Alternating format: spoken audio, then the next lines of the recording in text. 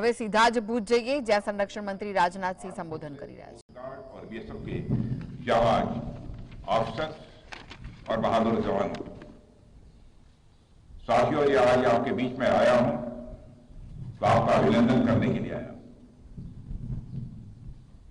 Operation सिंदूर में सचमुच आप लोगों ने करिश्माई काम किया है। भारत का मस्तक सारी दुनिया में आपने ऊंचा किया है, इसलिए मैं आप सबके बीच आया हूं। इसलिए ऑपरेशन सिंदूर के दौरान जो हमारे सैनिक अथवा हमारे सिविलियन जो भी शहीद हुए हैं, मैं सबको मैं नमन करता हूं, और जो हमारे बहादुर जवान घायल हुए हैं उनके शीघ्र स्वस्थ होने की भी मैं ईश्वर से मैं कामना करता हूं। आप जानते हैं कि हमारे देश की मजबूत भुजा भुज में आप सबके बीच आकर मुझे स्वाभाविक रूप से गौरव की अनुभूति हो रही है। और यह भुज 1965 में पाकिस्तान के खिलाफ हमारी जीत का भी साक्षी रहा है, और यह भुज 1971 में पाकिस्तान के खिलाफ हमारी जीत का भी यह साक्षी रहा है। और आज एक बार फिर यह भुज पाकिस्तान के खिलाफ हमारी जीत का साक्षी बना है। इसकी मिट्टी में देशभक्त की खुशबू है, और यहां के जवानों में भारत की सुरक्षा का एक अडिग संकल्प भी है। मैं आप सभी एयर वॉरियर्स, समस्त आर्म्ड फोर्सेस और अपने बीएसएफ के सभी जाबाजों का यहां पुनः अभिनंदन करता हूं।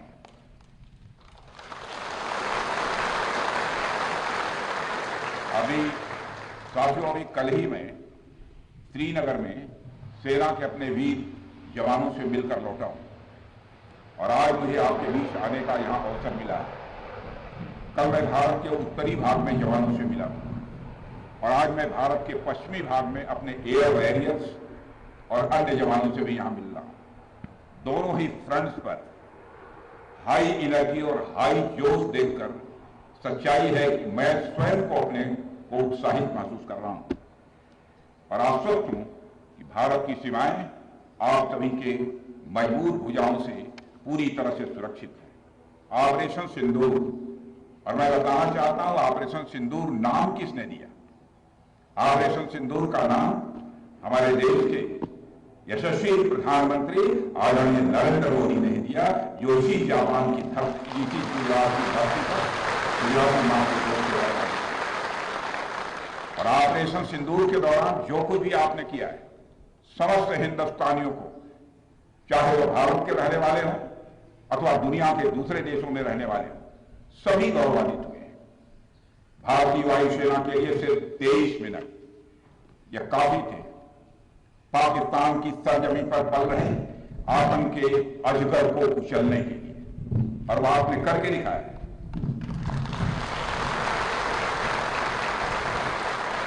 और मैं ये कहूं तो यह कहना गलत नहीं होगा, जितनी देर में लोग नाश्ता पानी निपटाते हैं उतनी देर में आपने दुश्मनों को निपटा दिया।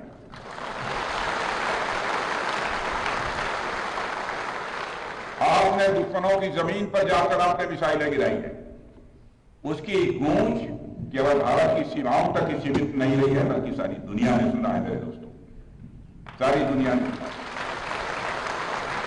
और वास्तव में वह गूंज सिर्फ मिसाइल्स की ही नहीं थी, वह गूंज थी आपके शौर्य की और भारत के सेना के जवानों के पराक्रम की। ऑपरेशन सिंदूर में भारतीय वायुसेना ने जो प्रभावी भूमिका निभाई है, उसकी सराहना इस देश में ही नहीं बल्कि दुनिया के दूसरे देशों में भी हो रही है। आपके इस ऑपरेशन में न केवल दुश्मनों को डॉमिनेट किया है आपने, बल्कि उन्हें डेसिमेट करने में भी कामयाबी हासिल की है। आतंकवाद के खिलाफ चलाए गए इस अभियान को नेतृत्व हमारी एयरफोर्स ने ही किया, और हमारी एयरफोर्स एक ऐसी स्काई फोर्स है जिसने अपने शौर्य, पराक्रम और प्रताप से आसमान की नई और बुलंद ऊंचाइयों को भी छू लिया है। मैं चीफ एयर मार्शल एपीसी को भी इसके लिए मैं बधाई देना चाहता हूं, उनके पूरे ऑफिसर्स, उनके पूरे टीम, उनके सारे जवानों को भी मैं बधाई देता हूं। और साथियों, कोई छोटी बात नहीं है कि हमारी एयरफोर्स की पहुंच पाकिस्तान के हर कोने तक है, और यह बात पूरी तरह से साबित हो चुकी है तो हमारी तीनों फोर्सेस की, लेकिन आज एयरबेस पर आया हूं इसलिए मैं इसकी चर्चा कर रहा हूं। और आज स्थिति यह है कि भारत के फाइटर प्लेन बिना सरहद पार किए ही यहीं से उनके हर कोने तक सीधा प्रहार करने में पूरी तरह से सक्षम है। और पूरी दुनिया ने देख लिया है कि कैसे आपने पाकिस्तान की धरती पर मौजूद आतंकवाद के 9 ठिकानों को ध्वस्त कर दिया। बाद में की गई कार्रवाई में उनके अनेक एयरबेस भी तबाह कर दी है। ऑपरेशन सिंदूर के दौरान इंडियन एयरफोर्स ने केवल पराक्रम ही नहीं दिखाया है, बल्कि पूरी दुनिया के सामने प्रमाण भी दिया है। प्रमाण इस बात का कि अब भारत की युद्ध नीति और टेक्नोलॉजी यानी तकनीक भी दोनों बदल चुकी है। आपने प्रधानमंत्री मोदी जी के नेतृत्व में नए भारत का संदेश पूरी दुनिया तक इस बार पहुंचा दिया है।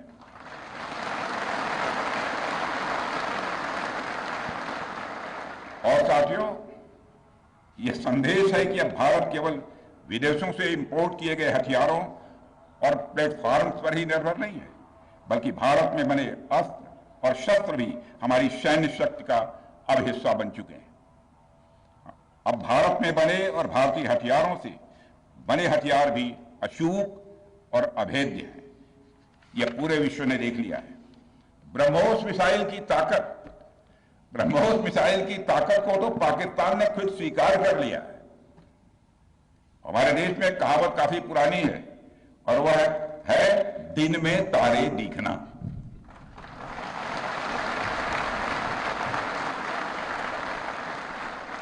मगर भारत में बनी ब्रह्मोस मिसाइल ने पाकिस्तान को रात के अंधेरे में दिन का उजाला दिखा दिया है।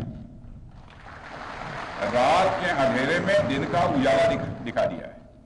भारत के जिस एयर डिफेंस सिस्टम की तारीफ हर तरफ हो रही है, उसमें डीआरडीओ द्वारा बनाए गए आकाश और अन्य राडार सिस्टम की जबरदस्त भूमिका रही है।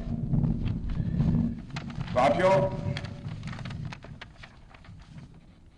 कई स्थानों पर हमारे नागरिक दुश्मन के ड्रोन आते देख भाग नहीं रहे थे, बल्कि हमारे एयर डिफेंस सिस्टम के हाथों उनको मार गिराने की वीडियो बना रहे थे।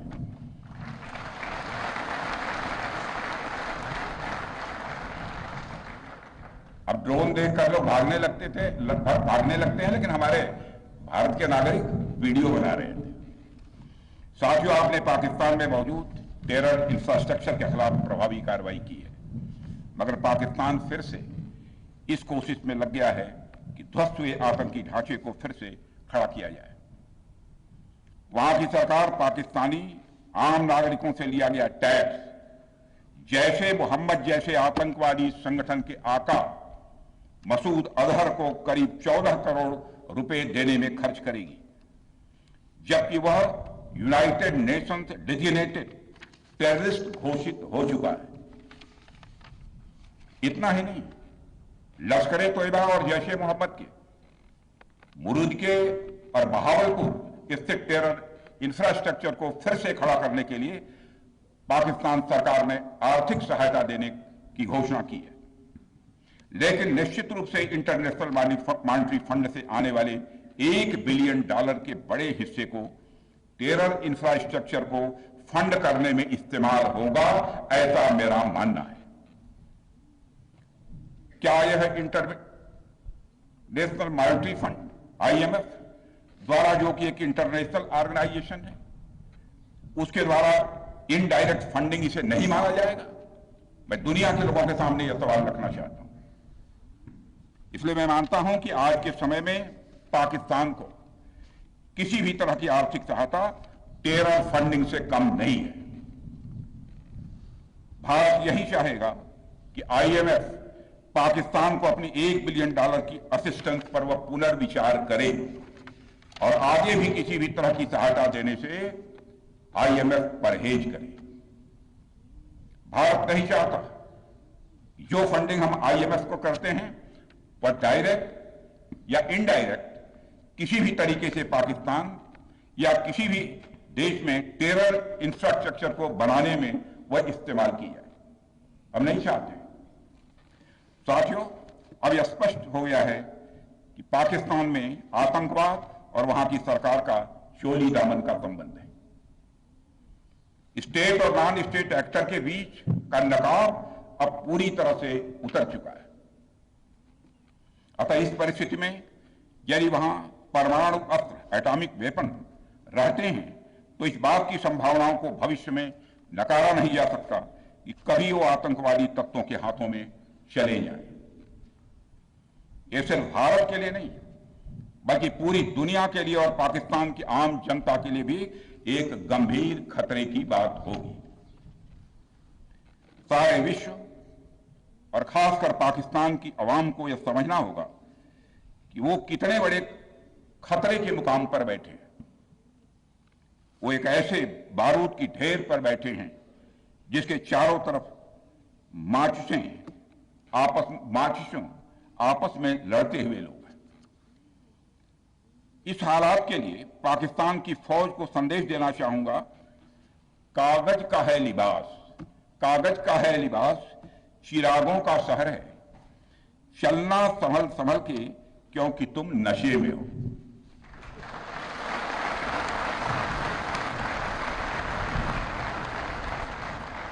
साथियों, अभी आपने जो पराक्रम दिखाया है उसकी चर्चा पूरी दुनिया में हो रही है। जैसा मैंने पहले भी कहा, आज भारत को वैश्विक मंच पर जो सम्मान मिल रहा है उसकी बुनियाद में यदि कहा जाए साफ तौर पर तो वह है आपका पराक्रम। और यही कारण है कि भारत का बच्चा बच्चा आपको अपना आइडल मानता है, बच्चा बच्चा आपको अपना आदर्श मानता है। आपने पूरे देश को यकीन दिलाया है कि नया भारत अब सहन नहीं करता बल्कि वह पलटकर जवाब देता है।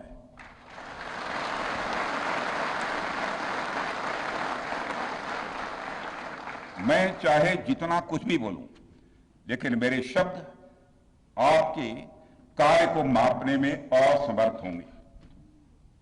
मैं कृतज्ञ राष्ट्र की ओर से आप सबके प्रति पुनः आभार व्यक्त करता हूं। साथियों, अब आतंकवाद के विरुद्ध लड़ाई केवल सुरक्षा का विषय नहीं बल्कि नेशनल डिफेंस डॉक्ट्रिन का यह हिस्सा बन चुकी है। हम आपके साथ मिलकर इस प्रॉक्सी और हाइब्रिड वॉरफेयर को जल्द से समाप्त करेंगे। रक्षा मंत्री होने के नाते यह संकल्प मैं दोहराना चाहता हूं। अब हमारा भारत पहले का भारत नहीं है। प्रधानमंत्री के नेतृत्व का यह नया भारत का जन्म हो चुका है। मेरे बहनों भाइयों, हम हमारे आराध्य श्री राम के उस मार्ग का अनुसरण करते हुए आगे बढ़ रहे हैं जिसमें वह आसुरी शक्तियों के विनाश का प्रण लेते हैं।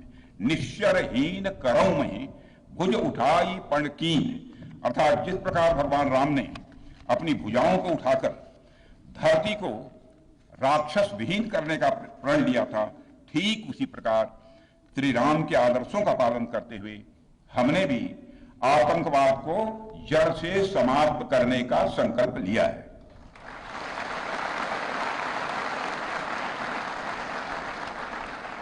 साथियों, प्रधानमंत्री मोदी जी के नेतृत्व में हमारी सरकार आने के बाद सैन्य मामलों को लेकर भारत की सोच और सामर्थ्य दोनों में अभूतपूर्व बदलाव आया है। हम भगवान राम के उस सिद्धांत का पालन करते हैं, सत संग विनय, कुटिल संग प्रीति, सहज कृपण संग सुंदर नीति, अर्थात दुष्ट के साथ विनम्रता, कुटिल के साथ सदाशयता और कंजूस के साथ उदारता का आचरण कभी भी नहीं करना चाहिए। मैं आप लोगों को भी बता रहा हूं, बल्कि सखे साध्यम समाचरेत, सखे साध्यम समाचरेत या टिट फॉर टैट।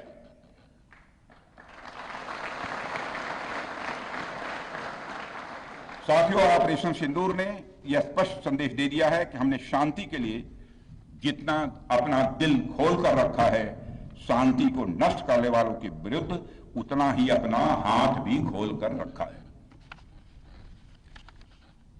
साथियों, एक और बात मैं यहां साफ कहना चाहूंगा कि ऑपरेशन सिंदूर अभी खत्म नहीं हुआ है। जो कुछ भी हुआ है वह सिर्फ एक ट्रेलर मात्र था। अब जब समय आएगा, जब भी सही समय आएगा, तो हम पूरी पिक्चर भी दुनिया को दिखाएंगे।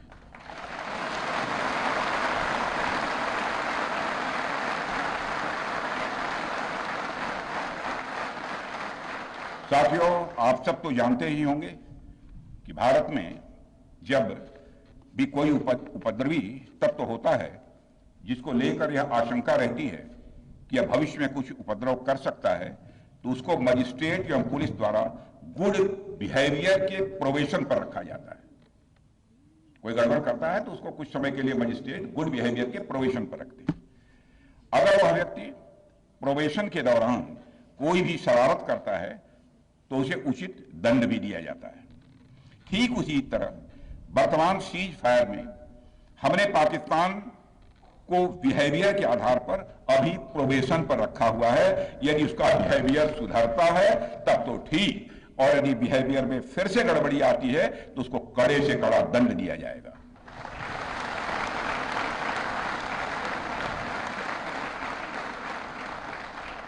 मैं फिर से इसे दोहराना चाहता हूं, अभी भारत ने पाकिस्तान को प्रोबेशन पर रखा है। वैसे भी माननीय प्रधानमंत्री ने हाल ही में एक बात बहुत साफ कही है कि आतंक प्रहार अब न्यू नॉर्मल है। यह न्यू इंडिया का न्यू नॉर्मल है। अब हमने साफ कर दिया है कि हमारी संप्रभुता को यदि कोई नुकसान पहुंचाएगा तो प्रहार भी झेलेगा। आतंकवाद का हम लाउडर और स्ट्रांगर जवाब देने के लिए तैयार हैं। साथियों, मैं जब देश के अलग अलग हिस्सों में जाता हूं तो एक बात हर जगह सुनने को मिलती है कि हमें हमारी सेनाओं पर गर्व है। और क्यों न हो, आप सबने अपने पराक्रम से, अपने शौर्य से पूरे देश के दिल में एक अपनी खास जगह बनाई है। लेकिन क्या सिर्फ गर्व और सम्मान ही काफी है? मेरा मानना है कि नहीं।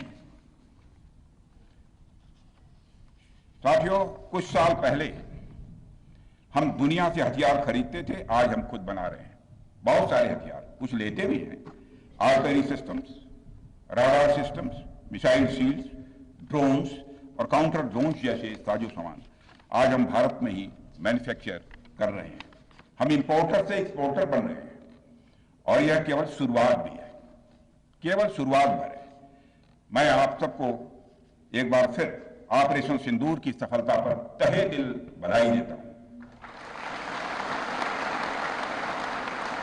और मैं बस इतना कहूंगा कि आपके पराक्रम ने यह दिखा दिया है कि यह वो सिंदूर है, यह वो सिंदूर है जो श्रृंगार का नहीं बल्कि शौर्य का प्रतीक है। यह वह सिंदूर है जो सौंदर्य का नहीं बल्कि संकल्प का प्रतीक है। यह सिंदूर खतरे की वह लाल लकीर है, यह सिंदूर खतरे की वह लाल लकीर है जो भारत ने अब आतंकवाद के माथे पर खींच दी है। मैं इस अवसर पर साथियों आप सभी के साथ साथ देश की जनता का भी आभार प्रकट करता हूं। भारत की जनता ने एकजुटता और समझदारी का परिचय देते हुए आप सभी का, सरकार का, यानी पूरे देश का सहयोग किया है। इस लड़ाई में न केवल सरकार, आर्म्ड फोर्सेस और सुरक्षा बल, सभी नागरिक एकजुट थे और मैं कह सकता हूं भारत का हर नागरिक इसमें सिपाही की तरफ भागीदार था। मैं देश की उन माताओं को भी प्रणाम करना चाहता हूं जिनकी कोख से आप जैसे बहादुरों ने जन्म लिया है।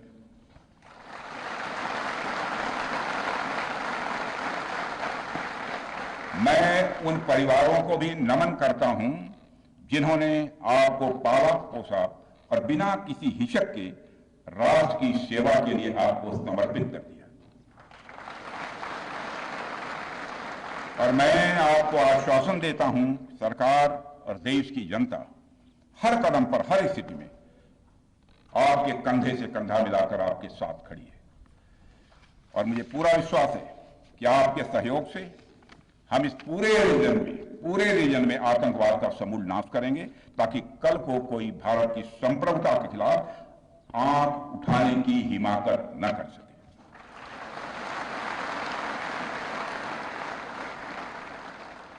साथियों, मैं कहना चाहूंगा कि भारत की सेना जो अदम्य शौर्य दिखाया है और सरकार ने जो अद्भुत कूटनीतिक परिदृश्य बनाया है, मैं फिर से दोहराना चाहूंगा, भारत की सेना ने जो अदम्य शौर्य दिखाया है और सरकार ने जो अद्भुत कूटनीतिक परिदृश्य बनाया है, उसके आधार पर मेरे बहादुर जवानों, आप आश्वस्त रहिए कि भारत के भविष्य का सूर्य प्रखरता के साथ उदित होने वाला है और यह सब रात के टिमटिमाते हुए नक्षत्रों की तरह बुझने वाले हैं। इसलिए आज मैं कह रहा हूं, सेनानी करो प्रयाण है, सेनानी करो प्रयाण है, भावी इतिहास तुम्हारा है, सब नखत अमा के बुझते हैं, सारा आकाश तुम्हारा है। इन्हीं शब्दों के साथ पुनः आप सबके प्रति आभार व्यक्त करते हुए और साथ ही आपके सभी परिवार के सदस्यों के प्रति कृतज्ञता ज्ञापित करते हुए, उनके प्रति हृदय से सम्मान की अभिव्यक्ति करते हुए अपना निवेदन समाप्त करता हूं। बोलिए भारत माता की, भारत माता की, बोले।